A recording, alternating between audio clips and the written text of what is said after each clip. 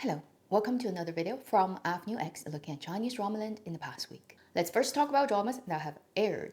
On Thursday, the 17th, we've got the drama as planned on Youku going live, led by Sun Li and Dong Zijian, A Better Life. The drama as of today has already aired 5 episodes, although I've only just started watching, so I only finished the first episode. Based on what I've seen, this is a pretty standard quality contemporary drama. If you've watched Sun Li's previous couple of dramas where she played real estate agent, those dramas are very similar to this one. If you've had good experience of her previous dramas in this genre, I think this is right now safe to go in. Then today on the 18th, we actually have 2 dramas going live on different platforms. First, on Mango Television, which is the web version of Hunan Television, a drama has just gone live called Cheng Jia, English title Home About Us. And it is a contemporary drama, 36 episodes, led by Qin Lan and Ai Lun. The drama would go on satellite television 2 days later on the 20th on Hunan Television. If this drama is in any way interesting,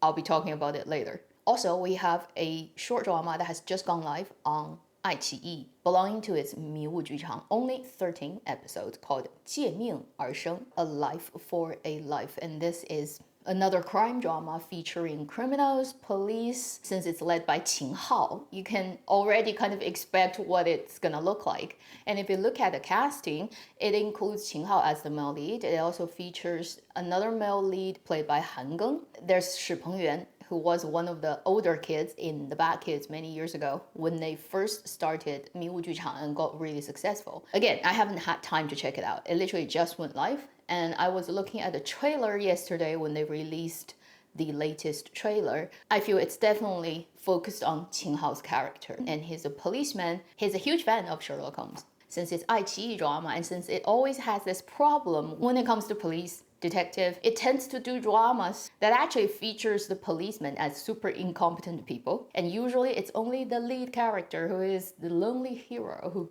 goes out there to do stuff against the world, which is very far away from the reality of how it actually works. I sincerely hope this is not another drama as such. It would be very disappointing if that happens. Then we have another drama that has just announced it's coming out for sure on the 23rd. This is another iQIYI drama which will go on iQIYI and also CCTV 1. So that's like very important. 安全危机, the national security contemporary drama led by Zhang Luyi and Gao Yuanyuan. 30 episodes, contemporary, and they've released more trailers. Looks like a proper spy drama because at least there's plenty of like file stealing and car chasing. iQIYI really needs right now a good drama that can get them a little bit of traction, a little bit ads money. So let's see if Zhang Luyi and Gao Yuanyuan can make some magic happen for the platform. Then we have quite a lot of dramas that have gotten their licenses. First, the second half of 国色芳华, Flourished Peony, the Yangzi and Li Xian drama. 24 episodes first. And the title is 锦绣芳华, so they changed the Chinese title a little bit, 2 characters, the second half. And the English title now is In the Name of Blossom, the most beloved English translation word of Chinese drama titles. This drama, this drama, this drama, this drama, to the point that nobody knows which one they're referring to. You have to remember the whole title to know which drama it is because every drama is Blossom. And now, like, what's wrong with Flourished Peony 2? I mean, you can just say it's Explosive Peony, who cares? 2 English titles don't have anything to do with each other. How are people supposed to know these 2 are actually just the same drama that got manually broken down into 2 parts because of the policy?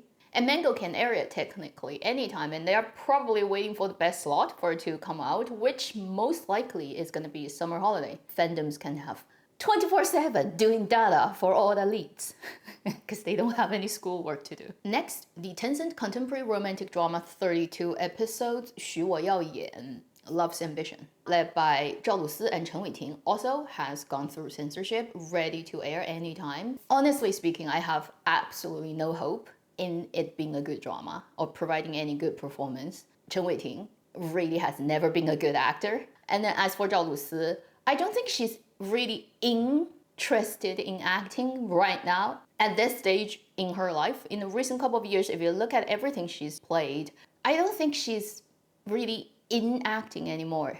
Certainly there's nothing to do with trying to create a character in her performance. I miss the old days of Tiger and Rose. With that in mind, my outlook for the drama is like, it definitely will still get all the fans of these two actors coming in and then do whatever. But whether it's gonna work for a bigger demographics of audiences, highly unlikely. Then there is news about a very, very old drama that is still being tinkered and may come out. 2016, 9 years ago drama, 霍去病, which is the legend of the general, fated general. Now they changed the title to 风起大漠, which is Wind Rises on the Desert. And that is the drama led by 张若昀, 白宇, Mao Xiaotong, which features the famous Han Dynasty young general 霍去病. Initially, it was shot and done as a 92 episodes drama. Even before the 40 episodes policy came out, that was an overkill. Right now, the news is it's being edited down to 75. I don't know if that's because it's too long or it contains too many historical discrepancies and therefore they have to cut it out. I feel really bad for the person who is in charge of editing it. If it's still the same person who edited the first cut back in 2016, 9 years later, if you had a kid, the kid is already in elementary school and you're still editing the same thing. If this drama actually airs in foreseeable future, it would be really odd because everybody in the drama now is like a decade older. In terms of Huo Jubin as historical character, yesterday in live stream, I didn't mention it because people mentioned this drama. My opinion is, I hope if they actually release the drama, they've edited it to the point where at least it doesn't have too much discrepancy with actual history, because this is a very legendary character in Chinese history to the point that he doesn't even read like a real human. His life is way too dramatic and too short. Unbelievable things happening to a person in a very short lifetime and happen to the scale that nobody who came later ever actually topped that. It makes this whole person reads like if our existence on planet Earth is a game, then he's a bug that shouldn't have existed and defied all the rules and therefore got deleted by history because they can't allow this type of not making sense existence to be on Earth for too long. Think about somebody who is only about 16, 17 years old, who lived in the capital, studied hard, yes, trained hard, yes, never actually walked onto a battlefield. The first time he went with his uncle to entertain the nephew, the uncle gave him 800 riders to say, go and see if you can do anything.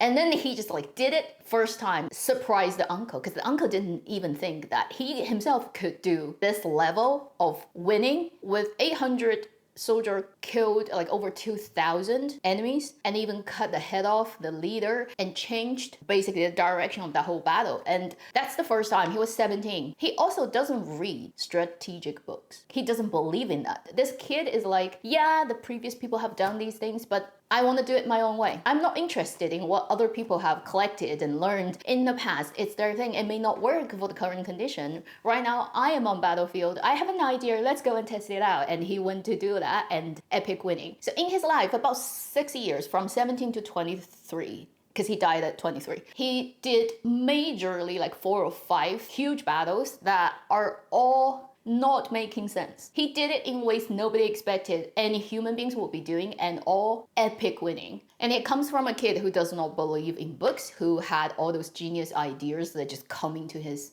brain, and then he implemented them to the point where it just baffles all the old generals in the kingdom who's like, I've been fighting for 2 decades, 3 decades of my life, and I cannot believe this is being done by a kid who's like a 19-year-old. And then he dies at 23. Most colorful character probably in China's military history, probably also the most colorful military figure in the entirety of human history. Any type of biography, drama, if it does not do justice to this historical figure, might as well just don't make it. Then we have 2 dramas that have finished shooting during this week. First is a drama I remember clearly. I talked about during a week that I went to the shopping mall in Chongqing where it had a aquarium in the middle. I remember it's that day because I mentioned this drama. It was shooting then, and now it's just wrapped. 密语记, the Epoch of Miyu, a contemporary drama led by Zhu Zhu and Zhong Hanliang. It is a shared drama. I think it's mostly done by iQIYI, but also Tencent has a part of investment or shared copyrights. Anyway, this drama, when it airs, will be on these 2 platforms. Contemporary romantic drama of a lady who had a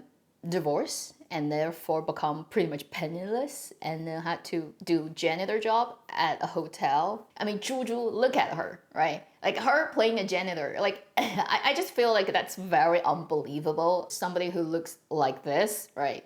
Playing a janitor. But it will be interesting to see what it looks like. And Wallace, Zhonghan Lianghei. These days, I can't even sometimes recognize him because he's done so many things to his face. He has this permanent swollen look.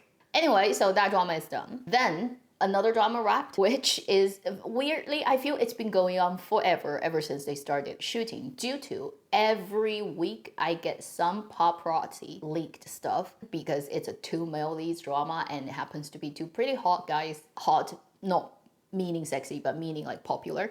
And that is the 南部档案. English title right now is Southern Anecdote, led by Liang Chen Mie and Zhang Xingcheng, and this is a 盗墓笔记 franchise story set in Mingguo, written obviously by the original author who had this whole franchise. And one of the better known adaptation of his 盗墓笔记 series would be The Ultimate Note a few years ago. So it exists in the same universe, but it's different time. This is Mingguo time, so our two characters are not contemporary people. You can interpret it as like a little bit more than bromance going on between the actors and their characters, and certainly when paparazzi do those telephoto lens shooting, they definitely capture those moments. Before I even see the drama, I kind of have seen all their outfit and their style and all the moments that's gonna be heavily promoted when the drama comes out. So I don't know actually whether it's a good thing or a bad thing for a drama when it gets so much overexposure before it even airs, but it's wrapped. All the BL lovers wait till it happens when it's not a BL, but then you can interpret it definitely in that direction. Not to mention Zhang Xingcheng's drama is now being revitalized in Japan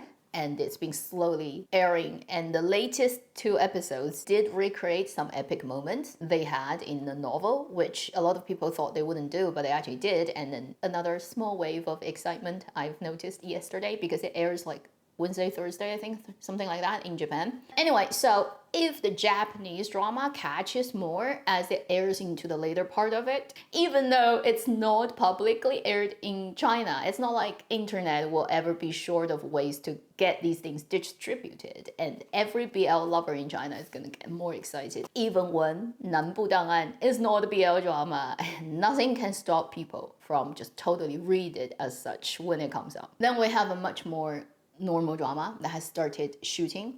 It is a mango drama period romantic idol drama called Liang Chen Mie JIn, led by Ren Min and Sha. And it's a very typical period drama of a girl who's being sought after by many guys, and she picked one guy that everybody thought, why would you pick him? And turned out she's the good investor because this guy, well, politically, highly potentially, and like ended up on high position. And it's like one of those, I'm sure it's gonna be filled with domestic fights, concubine and proper wife and their kids, period setting, fictional dynasty, domestic story that Ren Min has already played quite a few. Probably the only interesting thing would be seeing her pairing up with Sha, whether it's gonna have some interesting chemistry, unusual things happening, because Sha is quite different, let's say, from the normal idol drama actors. Not only because his ethnic minority, he just naturally looks quite different from other Han ethnic Chinese actors. He also comes from this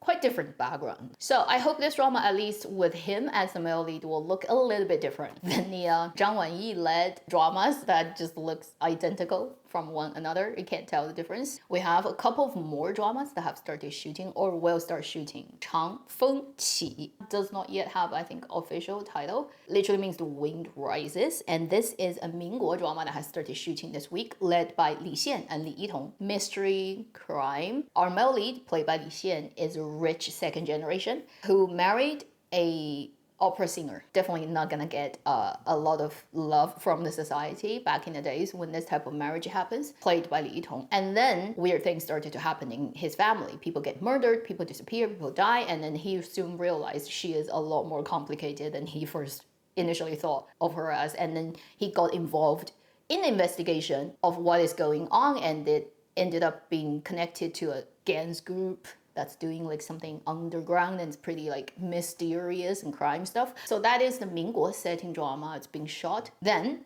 officially Wandering Earth, the third movie, has started shooting.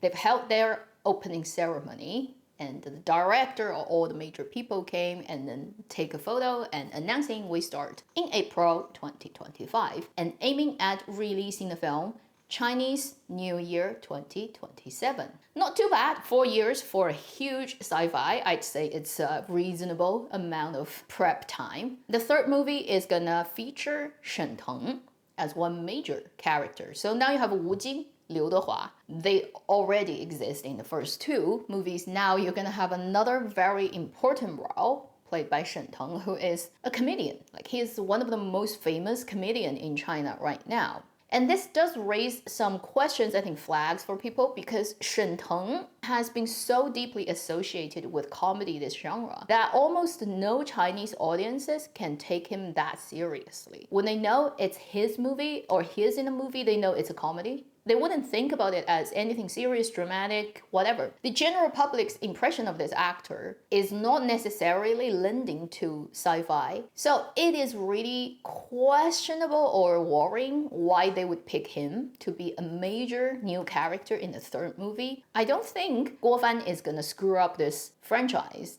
just because he wants a little bit wider demographics of audiences, but it's hard to imagine how Shen Teng, this comedy guy, is gonna fit into the whole sci-fi thing. And he's been in more serious productions in recent years and they didn't really get very good responses from the public. So that's also another worrying thing. Anyway, that is what is happening with that movie. Then finally, another thing is gonna happen. This is a short drama that is rumored to start shooting in May. 10 years later, after the success of the first drama, which a lot of people really liked, they're gonna do a special 10 years anniversary new version. 24 episodes, but short, which means every episode probably is like the 15 minutes thing. So added together, it's like 8 episodes. 灵魂摆渡, the Ferryman.